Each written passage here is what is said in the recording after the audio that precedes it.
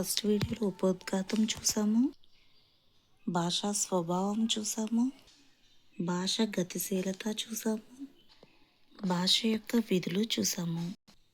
ఇప్పుడు భాష ద్వారా అనుభవాల వ్యక్తీకరణ చూద్దామండి.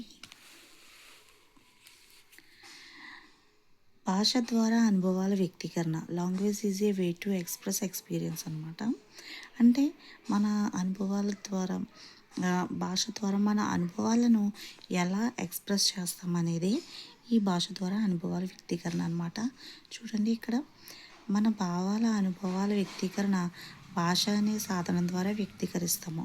అనుభవాల వ్యక్తీకరణ స్థాయి వ్యక్తిగత అనుభవాన్ని బట్టి మారుతూ ఉంటుంది. అనుభవానికి మారుతూ ఉంటుంది. అంత సూక్ష్మస్థాయి వైవిధ్య వ్యక్తీకరణకు పదాలు అందుబాటు తక్కువ. అందుకే సాధారణ ప్రామాణిక పదాలతో వ్యక్తీకరిస్తారు. ఎగ్జాంపుల్, మెట్ల మీద నుండి జారిపడగా దెబ్బ తగిలింది. పై అనుభవంలో వ్యక్తికి మరియు అనుభవంలో వైవిధ్యం ఉంది. కానీ ఆ విభిన్న అనుభవాలని పైన పేర్కొన్న వాక్యంతో మాత్రమే వ్యక్తీకరిస్తాం. కాబట్టి పిల్లలు అనుభవ వ్యక్తీకరణను భాష ద్వారా చేసేటప్పుడు చాలా స్వేచ్ఛను ఇవ్వాలి. వారి స్పష్టమైన వైవిధ్యభరితమైన వ్యక్తీకరణలో సహాయం చేయడానికి ప్రయత్నం చేయాలి. ఓకేనా? ఇప్పుడు భాష ఒక నియమానుసార నిర్వహణ కృత్యం. Language is a rule governed activity అన్నమాట. దీని గురించి తెలుసుకుందాం. ఇక్కడ లియోనార్డ్ బ్లూమ్ఫీల్డ్ ఏం చెప్పాడు? అతని అనునాయులు అంతా భాష సంపాదితం అని అంటారంట. అతని అనునాయులందరూ కూడా భాష ఏమంటారు? సంపాదితం అంటారు. నోమ్ చామ్స్కీ ఏం చెప్పాడు? ఈ రంగంలోకి రాకముందు భాషాశాస్త్రం ఒక శాస్త్రంగా నిలదొక్కుకోవడానికి ఇతర శాస్త్రాల సహాయం తీసుకుంది. భాషాశాస్త్రం ఒక శాస్త్రంగా నిలదొక్కుకోవడానికి ఇతర శాస్త్రాల సహాయం తీసుకుంది అని చెప్పిన వాళ్ళు నోమ్ చామ్స్కీ.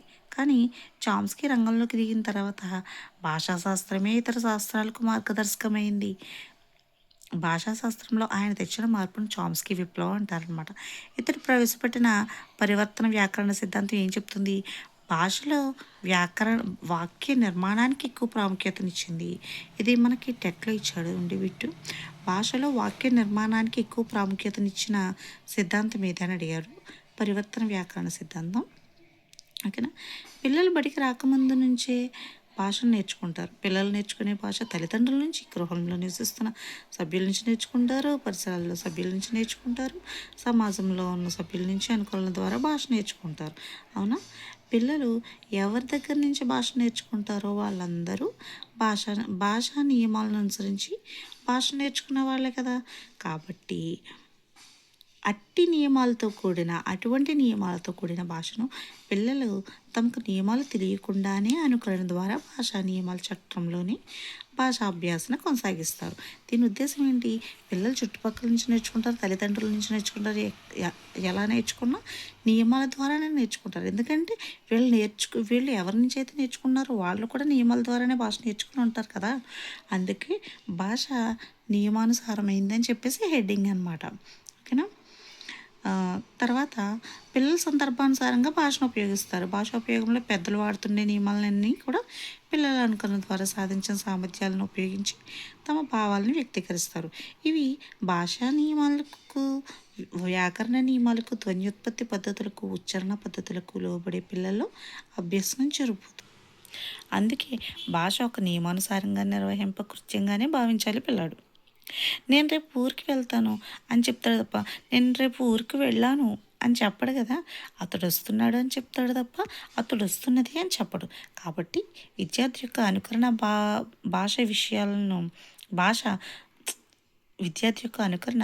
భాషా నియమాలకు లోబడి తనకు తెలియకుండానే జరిగిపోతుంది. అందువల్లనే పిల్లల్లో భాషాభ్యసనం ఒక నియమానుసార కృత్యం, language is rule governed activity అని చెప్తామన్నమాట.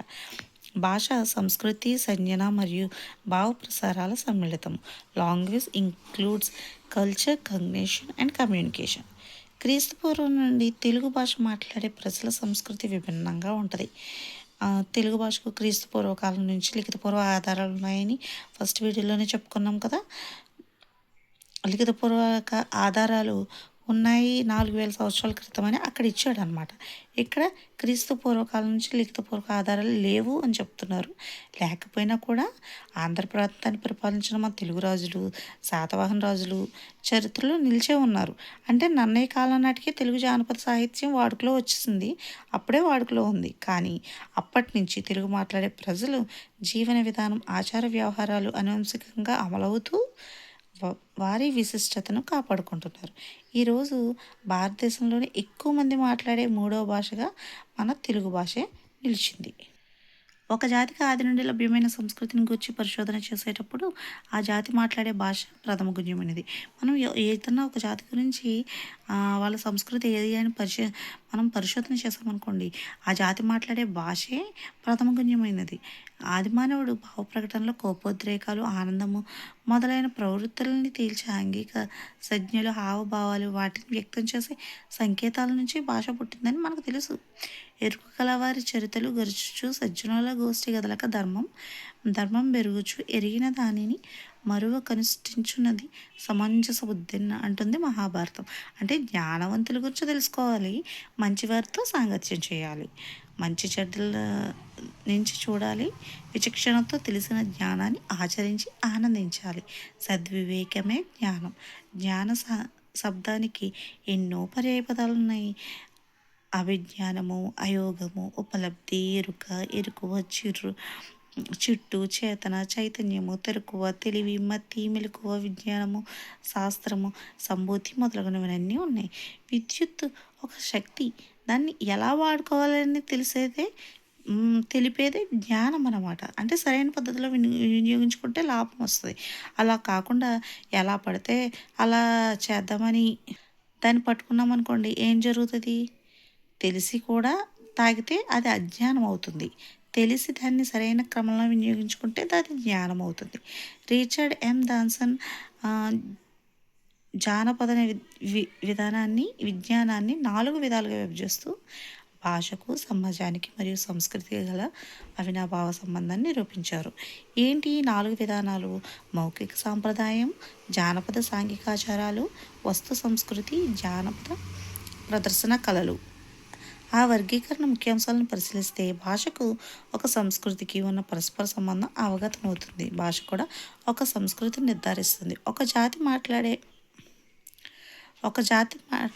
భాషకు ఆ జాతి సంస్కృతికి, ఆచార వ్యవహారాలకు అవినాభావ సంబంధం ఉంటుంది. తమిళులు పౌరసత్వాన్ని సౌరమానాన్ని పాటిస్తే తెలుగువారు చంద్రమానాన్ని పాటిస్తారు. తమిళులు సౌరమానాన్ని, తెలుగు వాళ్ళేమో చంద్రమానాన్ని పాటిస్తారు. దానికి తగినట్లుగానే పండుగలు, పూజలు చేస్తారు. పూజలు, వేడుకలకు అనుగుణంగా పదజాలం తయారవుతుంది. కొన్ని భాషలు మార్పును త్వరగా స్వీకరించవు, కొన్ని భాషలు త్వరితంగా మారుతాయి. సంస్కృతం చేత తెలుగు భాష ప్రభావితమైనంతగా తమిళం ప్రభావితం కాలేదు. ఇది తెలుగు భాష విస్తృతికి దోహదం చేస్తుంది. తమిళంలో వైష్ణవం, కన్నడ ప్రాంతంలో శైవ మతం రాజ్యమైన సందర్భాల్లో కూడా తెలుగు నట హరిహర భేదం పాటించబడింది. మహాభాగవతం వెలిసింది మన తెలుగు భాషలోనే. ఈ గౌరవం ఇతర భాషలకు దక్కలేదన్నది చారిత్రక సత్యం. మన వివాహ వ్యవస్థలో కూడా ఉత్తర దక్షిణ దేశాల ప్రభావం కనిపిస్తుంది. దీనికి అనుగుణమైన పదజాలం వ్యాప్తిలో ఉంది. ఉదాహరణకు తలంబ్రాలు, ఒడిబియ్యం, సారెపెట్టె. మాట్లాడే వ్యక్తుల ఉద్దేశానుసారంగా, సందర్భానుసారంగా పదాల అర్థాల అవగాహన ఎలా తెలుసుకోవచ్చు? తెలుగులో 2 రకాల పదాలు ఉన్నాయన్నమాట. అవి వ్యుత్పత్తి ఉన్నవి, వ్యుత్పత్తి లేనివి. వ్యుత్పత్తి అంటే ఏంటి? ఎటమాలజీ అని అర్థం, అంటే మౌలికమైన అర్థం అనమాట. ఒక పదాన్ని ఒక ప్రత్యేకమైన అర్థంలో ఎందుకు వాడుతున్నామో మనం చెప్పామనుకోండి, ఆ పదానికి వ్యుత్పత్తి ఉన్నట్టు. చెప్పకపోతే వ్యుత్పత్తి లేనట్టు. ఎగ్జాంపుల్, కూడ అనే పదం తీసుకున్నాం అనుకోండి.